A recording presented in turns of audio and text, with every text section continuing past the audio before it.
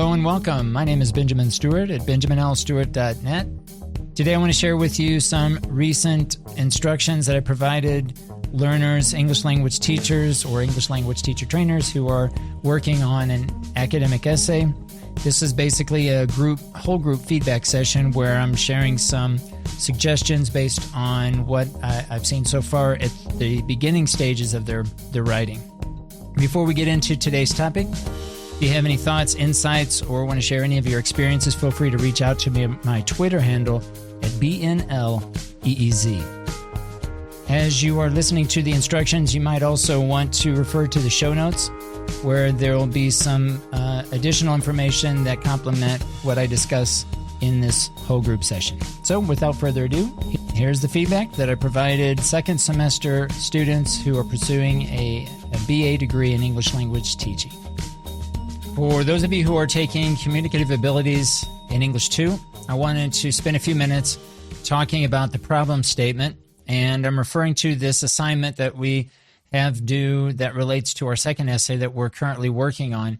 I went and graded all of the assignments that were submitted in Canvas, looking specifically at what you have in your Word document. So I would go in and I would look at that you posted something in the Canvas platform under this assignment, and then go directly into the Word document, leave comments based on what I saw there in your Word document, then I would assign a grade.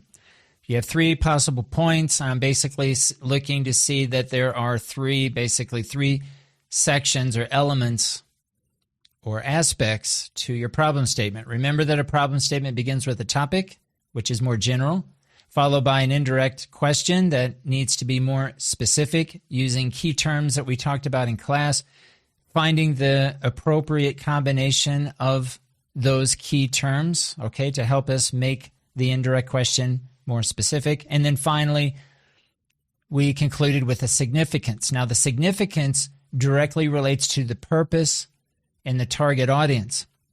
Okay, so don't be confused with the idea of creating a problem statement and thinking that the indirect question relates to the problem, because in this essay, we're going to develop what's called a problem and solution essay. So this indirect question, that second aspect of your problem statement, needs to reflect a possible solution. The significance needs to either implicitly or explicitly directly relate to the problem, the purpose, the target audience. Those three aspects are very much related. Are you trying to persuade maybe or offer assistance to novice teachers to offer them new teaching techniques that might help them motivate students, English language learners, to use better grammar when speaking? Now notice I used a combination of key terms in that example to help narrow down perhaps a more appropriate topic for a 5-paragraph essay. Most of my feedback that I am providing and leaving in the Word document relates to the indirect question, that second element, looking for the right or the appropriate combination of key terms that we talked about in class. Remember, listening, speaking, reading, writing, grammar, vocabulary, pronunciation, interactional patterns, critical thinking, materials, didactic materials, technologies, and even some of those terms by themselves might not be specific enough. For example, technologies. Maybe you classify or you categorize a type of technology that is more appropriate for your 5-paragraph essay. For example, social media. Social media is a type of technology, but maybe we don't even mention the word technologies, but we say instead social media. If you find a lot of articles on a specific type of technology, for example, what's up? Then you can use that term throughout your essay. It just depends on how specific. Of course, we can be too specific, but I would say 90% of my feedback, or higher, maybe even a higher percentage, is trying to provide you some ideas about how you can be more specific. That really is the most difficult thing when writing a 5-paragraph essay. Not trying to do too much, not trying to have a topic that's just too general and that having a negative effect on your final essay. So this is what I want us to focus on when we're submitting this assignment. Okay, so if you're submitting a thesis statement, honestly, in this assignment, I'm only looking at the problem statement. Some of you have included indirect and direct questions. Today, I want to provide an example. I want to walk you through an example of taking a problem statement that is specific enough and taking you through the process of developing direct and indirect questions. And today we won't talk much about a thesis statement. I really want us to get our heads around a specific problem statement, how to look at it, how to include those three elements of a problem statement, and then recognizing, grammatically speaking, recognizing the indirect question and the direct question. The whole purpose here, guys, is when we're developing an essay, we're simply answering a central question, one question. And this is very important going through this process so that as you are writing your essay, you continue to go back to that question and ask yourself, okay, what is my central question? Am I staying on point? Am I getting off topic, for example? Okay, because once we develop that central question, that direct question, then we can think seriously about the thesis statement, because the thesis statement simply answers that one central direct question. And then we can talk later about developing a thesis statement with 3 key points at the end that are more specific, and later we'll develop into topic sentences that we will then later look at in terms of body paragraphs and how we can even be more specific. So just to give you an overview, this is where we're at when we start this writing process, when we begin the essay, trying to get our heads around this problem statement. And in terms of your second assignment, the skeleton outline, I think I'm going to wait, since I've been out of the office, I'll probably wait until you're well into your essay before we take another look at the skeleton outline. So the idea here probably will be to put aside the skeleton outline until you have developed the essay. Okay, it depends on, in terms of the assignment, okay, I think it's still important to try to develop the skeleton outline before you develop the body paragraphs. But because of the time, I want us to get right into developing your essay. Regardless of where you are in your writing process, I want everyone, though, to take another look at your problem statement. Take a look at your grade, first of all. And in many cases, resubmit so that you're making an effort trying to narrow down your topic, okay? Because, again, this is going to influence the rest of your writing. All right, so let's take a look here. I've added some comments. I made a video yesterday and uploaded, and I want to continue adding 5 more points to our list of feedback points that I want to address. I want to add a second video to this same space, all right, so that we can take another look here at the problem statement and give you basically 5 things to consider. So I'm going to go through the 5 points, and then we'll look at an example and come back to these 5 points so that I can try to provide some examples, some concrete examples of what I mean when we look at these 5 different points. Okay, so the first point, make sure to include the following 3 elements when drafting a problem statement. So remember that a problem statement has 3 aspects. It begins with a topic, followed by an indirect question, and then it concludes with the significance. As I mentioned before, we're writing a problem and solution essay. The problem is going to be developed in the introduction paragraph, and the rest of the essay really is essentially talking about a problem. A possible solution. So again, the problem is occurring in the introduction paragraph. This is where you're going to develop the what, the how, the why, the when, the where, as it relates to the problem. And the solution is going to be reflected in the thesis statement and subsequently in the 3 body paragraphs. So when we're talking about the problem statement and we're looking at the indirect question, that second element of your problem statement, the indirect question needs to relate to a possible solution. Some of the feedback that I provided when I read the indirect question, I feel like you're talking more about the problem. So take a look at your indirect question and you ask yourself, does this question, this indirect question, reflect a problem or a solution? And then make sure that it reflects a possible solution.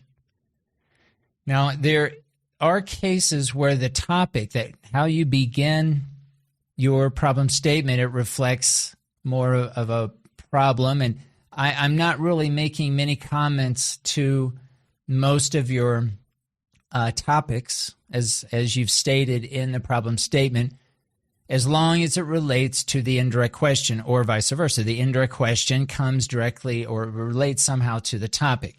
So as long as there is a relationship between the topic, if you wrote it as a problem, and the indirect question as a possible solution, that's fine. If you have a topic that relates more to a possible solution, that's also acceptable. That's fine. Again, as long as there's a direct relationship between the indirect question and the topic. Remember the indirect question. Now, this is the hard part. How do we make this indirect question specific? The topic is general. The indirect question should be specific. And I think one of the easiest ways, I feel, to kind of brainstorm and think about how we can narrow down our indirect question is refer to the list that we talked about in class. We created a list in class, one of the last classes we had before I left. We talked about finding the appropriate combination of key terms that we could include in the indirect question to help make our ideas more specific. For example, our list included terms like listening and speaking, reading, writing, grammar, vocabulary, pronunciation, prosody. It could even be phonology, phonetics, right? We didn't talk about that in class, but those are all related. Those are key terms maybe that you could include. What else? Didactic materials, technologies. Now, with technologies, you might think, well, technologies is a general term, and yes, in fact, it is. So maybe you focus instead on a particular type of technology, for example, social media. If you happen to find a lot of articles, let's say on Facebook groups, let's say there are many articles on using Facebook to promote some aspect of English, the English language learning classroom, for example, speaking, writing, critical thinking, maybe some kind of social aspect to learning. Say, let's say a peer assessment, working together in peers or in small groups. So notice that I'm combining Facebook with, let's say, interactional patterns or peer work. Autonomous learning might be another key term. But I'm trying to find the right combination of those key terms that I could bring into my indirect question so that I could have at the end here a question that I could answer in the form of a thesis statement that is specific enough for a 5-paragraph essay.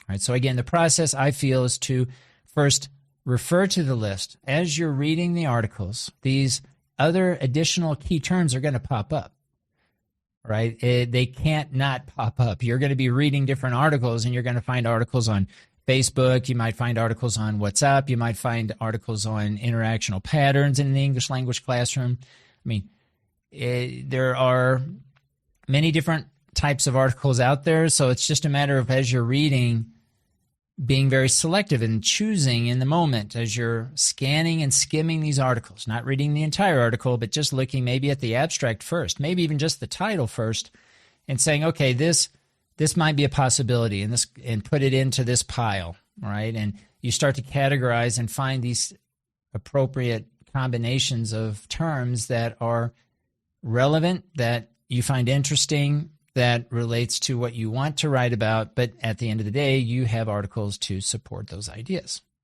So remember, reading is very much part of this process. It's one thing to, in the abstract, come up with an indirect question, finding appropriate terms, and then later find out, well, maybe you can't find certain articles. So again, reading and making these decisions, going back and forth, I think is the best approach. So the third aspect in order to, and then the significance. Now, the significance, some of my feedback that I've been leaving you in your Word documents relates to making sure that you also include a purpose. If you use the template, and I'm encouraging everyone to use the boilerplate or the template to begin your writing process for this second essay, just exactly like what we did in the first essay, you'll notice at the bottom of the title page, 2 lines, one line that reads target audience, and the second line that reads purpose. So who's your target audience, and what's the purpose? What are you trying to achieve by writing your essay? What do you want out of this? What are you trying to do? Are you trying to convince or persuade a particular group of people? And the key term here is a particular group of people. When you write out a target audience as, let's say, students and teachers, my immediate response is, well, which one is the target audience? The key word here is target. Now, there might be, your essay might be relevant, and to various degrees, it might be important for teachers and students and parents and administrators. But the key point here is, who is the target audience? Who is the primary group of people that would get the most having read your essay? And you should be very selective and say, okay, this is who I'm going to start with. If I'm going to give my essay to someone, who would I start with? Who should I give it to first for them, to see how I feel about a particular point, and they would get the most out of your essay. So when you're thinking about your significance, you have to combine the problem, the purpose, and the target audience in how you're drafting and how you're choosing the words that you want to include following the prompt in order to. So for the purposes of this assignment, I'm going to ask that we all follow the same prompt. I wish to learn more about, and then you insert your topic, followed by the prompt, because I want to know, and then you choose one key question word. Maybe it's a how word, how question word, why, when, or where. These are the 4 that stand out as probably being the best choices. The best choices probably being how or why, but maybe you have a when, maybe you have a where, but you do not have a what question. In fact, I don't think I saw any additional question words out there. We don't want a which question or what question for this indirect question, okay? Now remember that just because you're choosing one central question word at this point in our writing process doesn't mean that when you get into developing later on your body paragraphs that you're ignoring the other question words. Of course, you can talk about the what, the how, the why, the when, the where when you get into the details of your body paragraphs, okay? That's a different situation. We're still at the level of trying to find a way to narrow down our topic in a way that is appropriate enough for a 5-paragraph essay, okay? Because if we aren't careful at this point and we start too general, then our body paragraphs are going to be too general, and it's going to be harder to stay on point. It's going to be less clear what our thesis is, our main point. What are we trying to do with this essay? It gets kind of messy very quickly if we're not careful at this point, starting out trying to be more specific. All right, so this is the first point. We'll look at an example here in a second. Point number 2, how can I narrow down my indirect question in my problem statement? We've talked a little bit about this already. In fact, I'm not going to touch on this again, but I've actually included the list as best as I can recall based on what we talked about in class. And I have added some additional terms as well as I remember it. But the idea is to find the combination of terms that I've listed here. There might be some other terms that I haven't listed. Do you have to include all of these terms? Of course not. It's finding the right appropriate number. How many do we need to include? I don't know. 2 to 4, I'm thinking maybe as a general rule, but it really depends on what words you're choosing, right? Because some of these words are more general than others. And again, as I mentioned, before, maybe technologies, I want to provide you this idea in the abstract, but, maybe technologies itself is too general. Maybe you think about, artificial intelligence or social media, as I mentioned before. Maybe you want to focus specifically on a wiki or a blog or podcasting. Okay, so again, find different concepts, find the combination to help you narrow down your indirect question. Point number 3, make sure that your indirect question focuses on a possible solution. I mentioned this before, okay? Make sure that your essay is a problem and solution, because our thesis statement needs to focus on a possible solution. The thesis statement answers the direct question. So the direct question needs to focus on a possible solution. The direct question comes from the indirect question. The indirect question comes directly word for word from the problem statement, if you want to think of it backwards. But that's the relationship here between moving from the problem statement to the thesis statement. Point number 4. The indirect question that relates to your essay comes directly from your problem statement. Okay, I'm kind of thinking out loud and then reading this, but I'm repeating myself. The direct question of your essay comes directly from the indirect question. Okay, so I just mentioned that. Okay. Point number 5, when writing the significant section, your problem statement, consider the purpose of your essay and target audience. Again, I think I've already mentioned this. So these are the 5 points that I'd like for you to think about and reflect on as you're looking at your current version of your problem statement. All right, so when I was looking at your work, there were a few that were okay. I did leave some comments, but make sure that you're considering my feedback that I'm leaving in your Word document before you move on.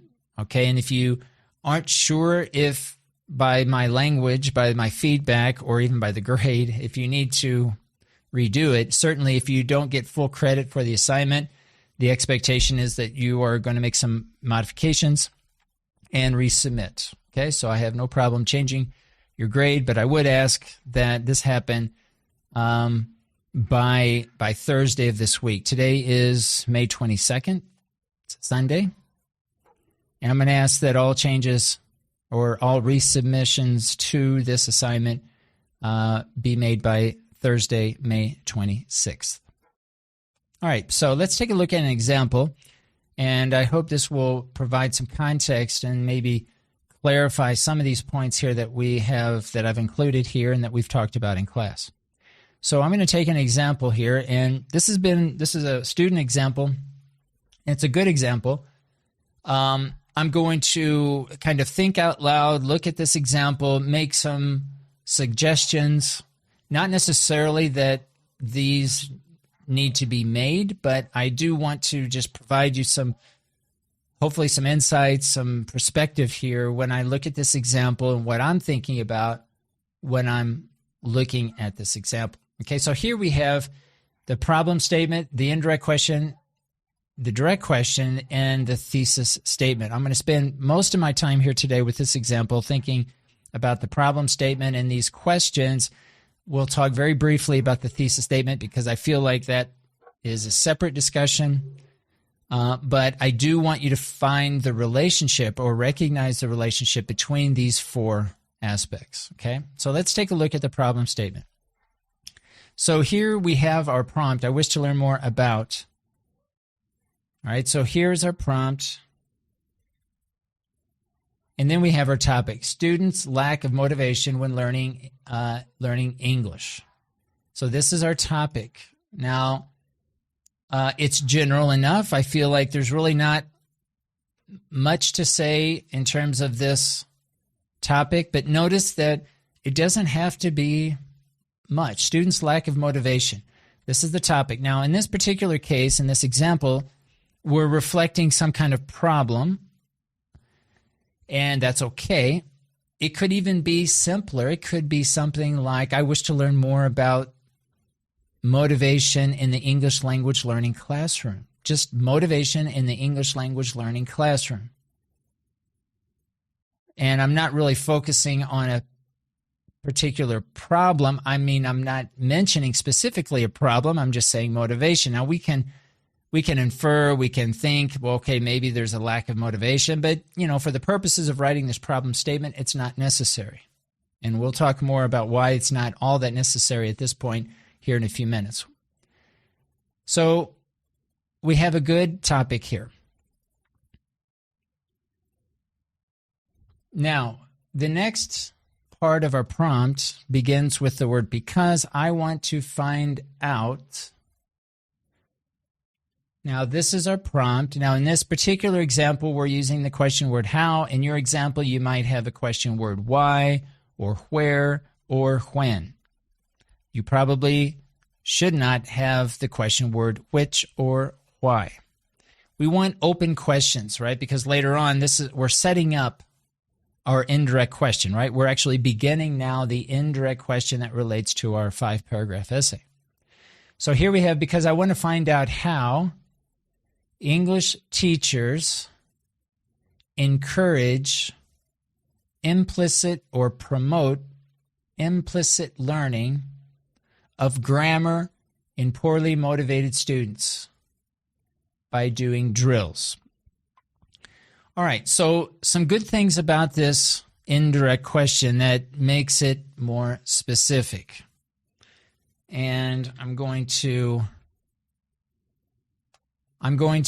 color code, I think, some of the key terms.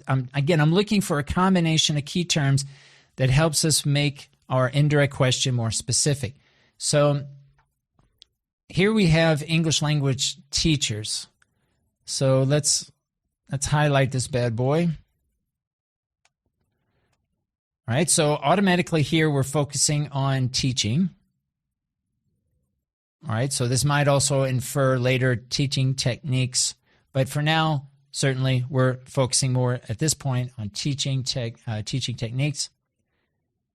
And we have implicit learning of grammar. Now, it's not just implicit learning, so there's a combination here of implicit learning, that's one key term, and then grammar. In fact, let me separate these two. Why not?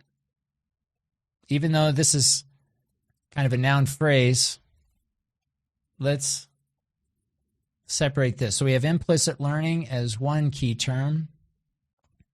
We have another key term of grammar, because we could focus on implicit learning of when speaking, right, to promote the speaking skill. We could talk about implicit learning for vocabulary development, implicit learning of pronunciation, right? There are many choices available to us when we're thinking about implicit learning.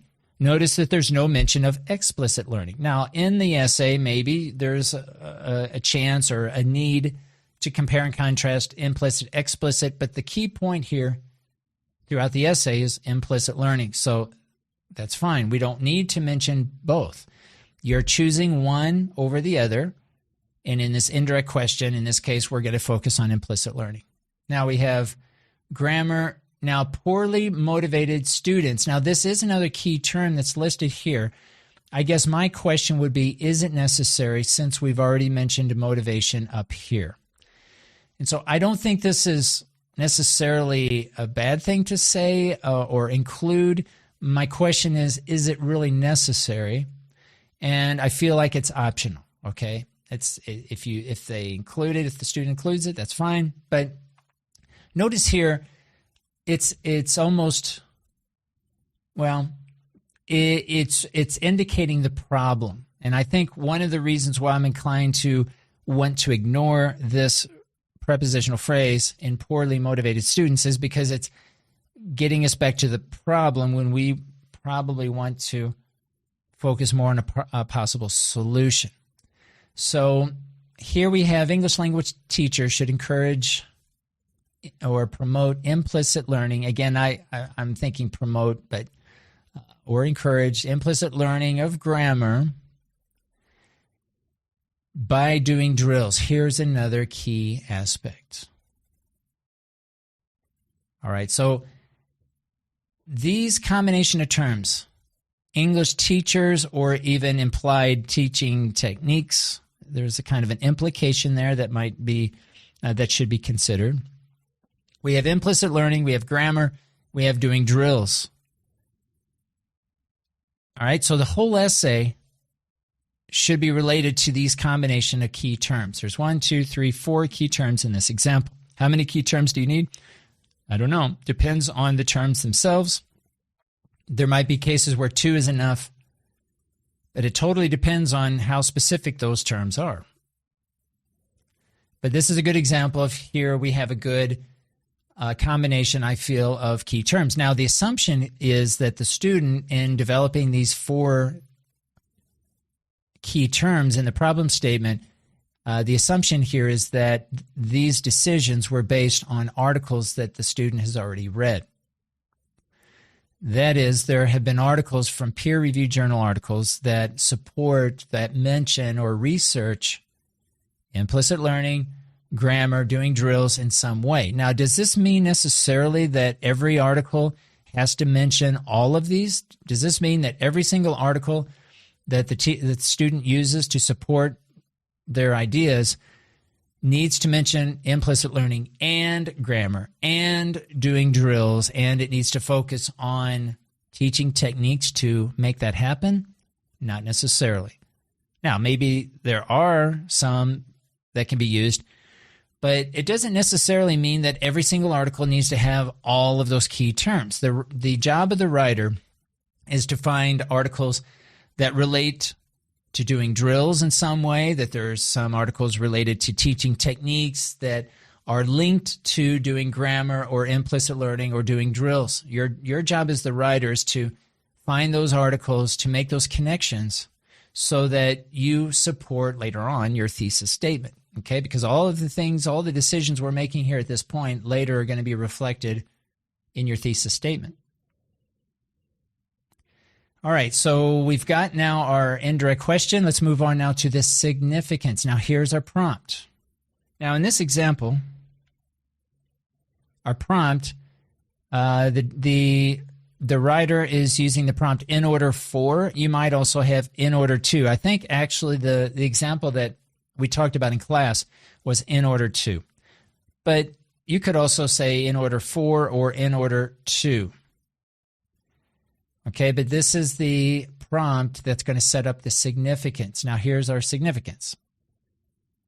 ESL teachers, EFL teachers to know different ways in which low-motivated students are incited to learn the English grammar classroom. So the significance here is maybe it's relevant to teachers, EFL teachers or ESL teachers, if we want to make the distinction between EFL and ESL, but certainly language or teachers who are teaching English as an additional language, okay, to help students be more communicative. Like maybe the problem here is that students are not using the language. Now, this may or may not be appropriate depending on what the point here is, especially when we're talking about drill and practice. So this whole essay is going to be not about the communicative approach, but drill and practice. And that's fine. Many people are against drill and practice. Many people are against a more traditional approach.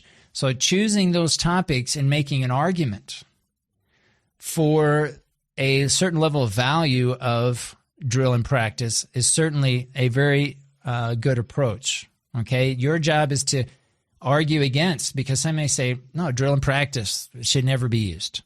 Traditional approach should never be used. It's never appropriate.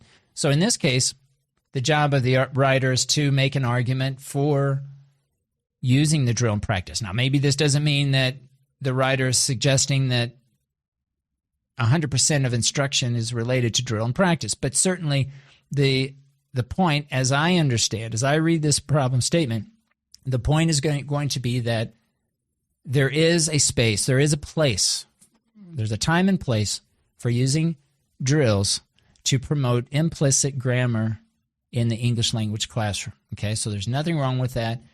Go with that idea. Go with that mindset. But think of the significance, think of the purpose, the target audience, and the problem.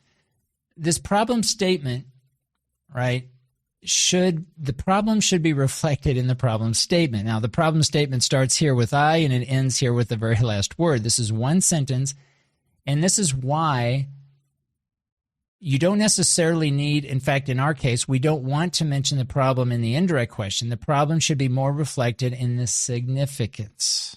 Again, the significance should be very much related to the target audience, the purpose, and the problem, so that your topic and your indirect question, you have kind of a reason for even stating the problem and the topic and the indirect question. You have a purpose. You have a reason for doing that.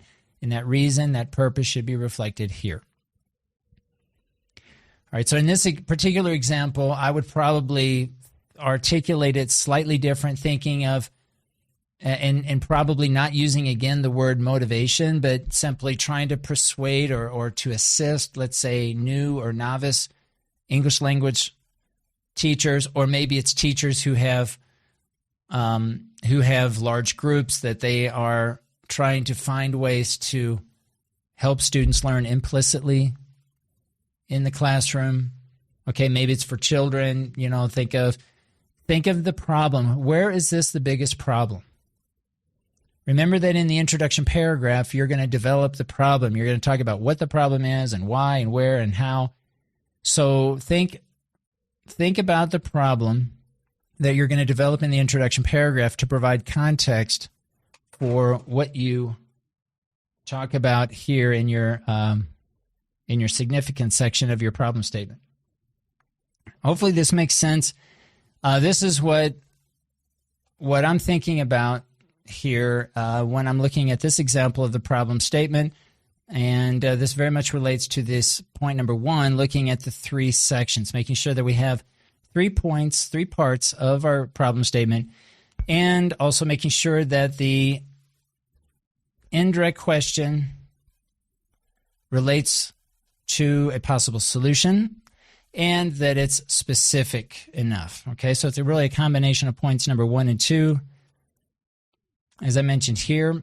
And point number 3, making sure that the indirect question relates to a possible solution. Now, let's take it one more step and look at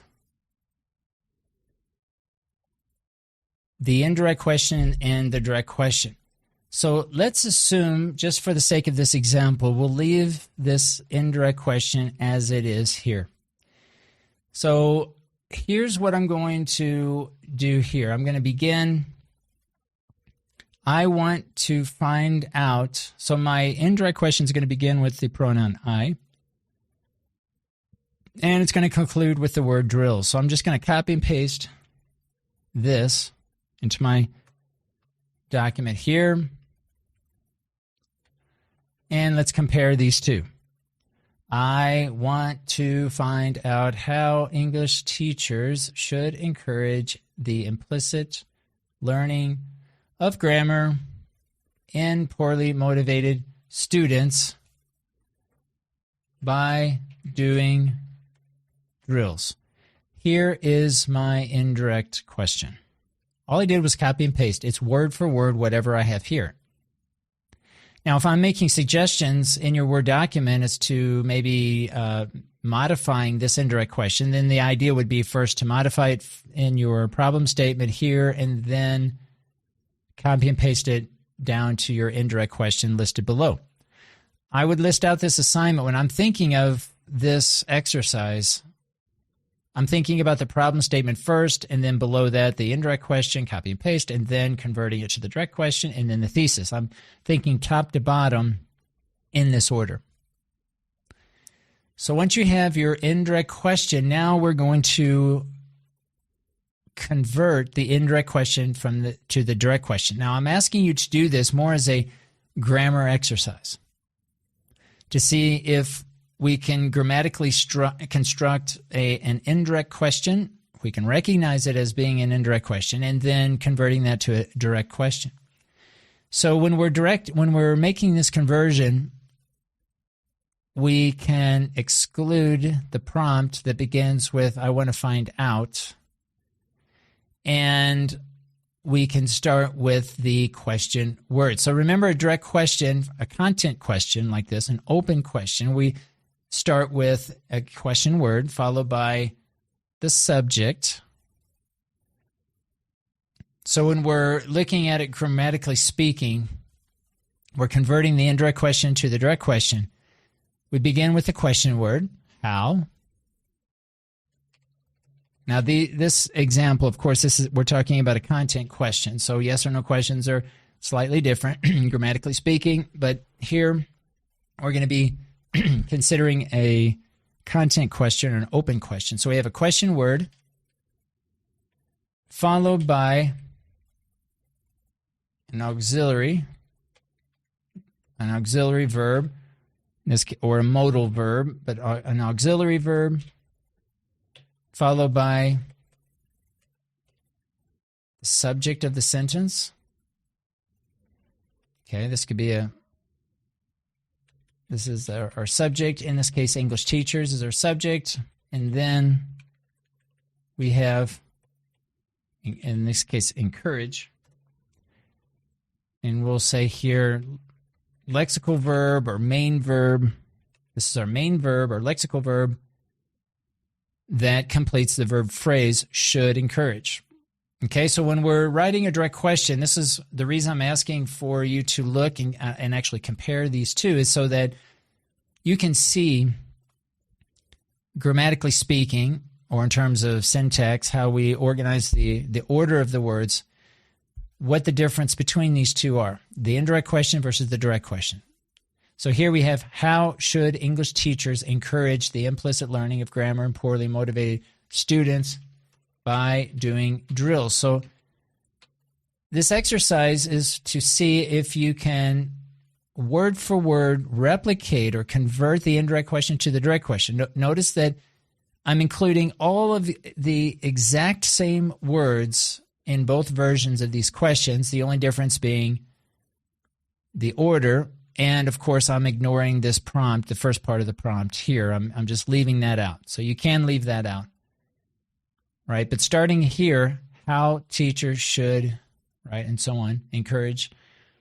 This is what I'm converting, and this is what I would look at. Take a look at your own example and check your grammar. Check that you are, number one, including word for word, copying and pasting directly what you have here in the problem statement. And then number two, you're properly converting the indirect question to the direct question. Now, of course, as I mentioned before, if you still are making changes to the problem statement, it doesn't make sense to change this yet, right? Make your final modifications first to your problem statement and then make the changes to the direct and indirect question. Now, just to show you the relationship between the thesis statement and the questions and the problem statement, the thesis statement should directly answer the direct question. It should explicitly answer this question. Now, the thesis statement, as we talked about in class, has 5 elements, has 5 sections. So it's going to begin with some kind of transition. Here's a transition. And then here we have the subject, English language teachers. So how should English language teachers encourage the implicit learning of grammar and poorly motivated students by doing drills? English language teachers should encourage the learning of grammar. So here's what I would do. I would say something like, English language teachers should encourage the implicit learning of grammar in poorly motivated students by doing drills by, and then in this case, by then listing out the 3 points. Now, you may be asking yourself, well, this sounds a little bit awkward having by twice, and I would agree. So what I would suggest is to the writer here is to find a way. Let's go all the way back now to the problem statement.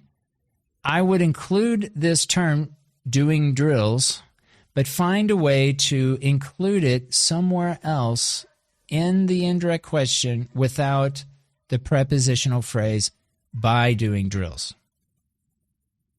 so that you could follow this same idea. Notice here that the thesis statement that I've stated here, I'm starting with the subject. Of course, we need a transition, okay, but after the transition, start with the topic and then the verb phrase. Remember, the verb phrase is the main claim. This is your point of view, your main point that you're trying to make for your essay.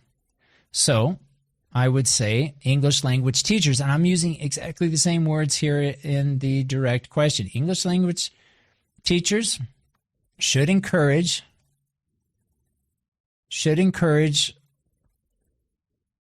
the implicit learning of grammar through or by, I wouldn't say by, maybe through doing drills. Even that sounds a little bit, you're saying through and then by. Let's say English language teachers can use, now I'm going to modify slightly the thesis statement, but this would imply changes to the direct and indirect and the problem statement. I have to work all the way back here. But saying something like English language teachers should use drill and practice or can use drill and practice exercises to promote implicit learning of grammar by, and then eliciting participation, and then listing out the 3 key points. Okay, so notice what I'm doing here, and this is just a suggestion, but notice how, and this is a good example, I'm glad we're showing this, because notice that it took us all the way to the thesis statement to realize, hey, well, maybe we can modify slightly the wording so that in this case we're not using by twice, but we're still reflecting exactly word for word whatever we need to from our questions, our direct and indirect questions in the problem statement. All right, so for that's what I would suggest here, slightly modifying. You're saying the same thing, but it's modifying the thesis statement and then looking at the impact it's going to have on everything else coming before it, the direct question, the indirect question, and the problem statement. All right, guys, so I hope this helps. And again, really, we want to make this, what I refer to this as kind of tightening up our writing. That is, in these 4 aspects, the problem statement, indirect question, direct question, and thesis statement, we're essentially using the same words. We're just changing it a little bit. Now, in our thesis statement, of course, we're going to have added our 3 key points. This is a good example because we're using commas to separate the points. But I think by going through this, you can see now the relationship between these aspects.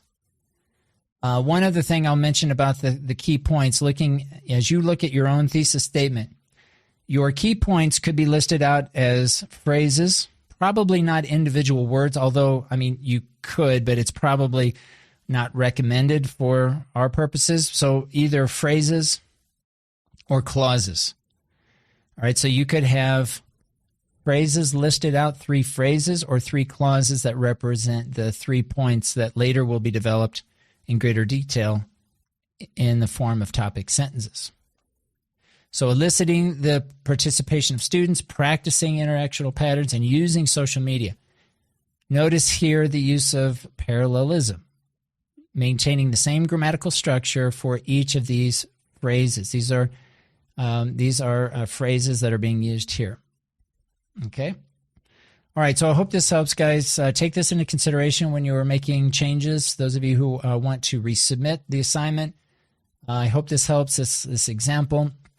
I'll be online this week fielding any questions that you have. If you want me to take a look at your problem statement once you've made those changes, let me know. Send me a message in Microsoft Teams chat.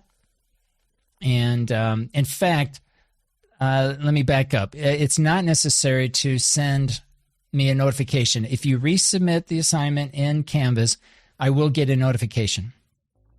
So I'm going to be checking periodically for those notifications. And when I see those notifications in Canvas, I'll go directly into that. So it's not necessary, that you send me a message unless you have a question, of course. If you have something that either we need to discuss, or if you have a question that you want me to leave, maybe a comment in your Word document, that's a different situation, by all means, send me a chat in Teams. Okay? All right, guys. I hope this helps, and we'll talk to you soon. This concludes today's episode. If you found any value in today's broadcast, feel free to like and share this episode with others. Thanks for listening.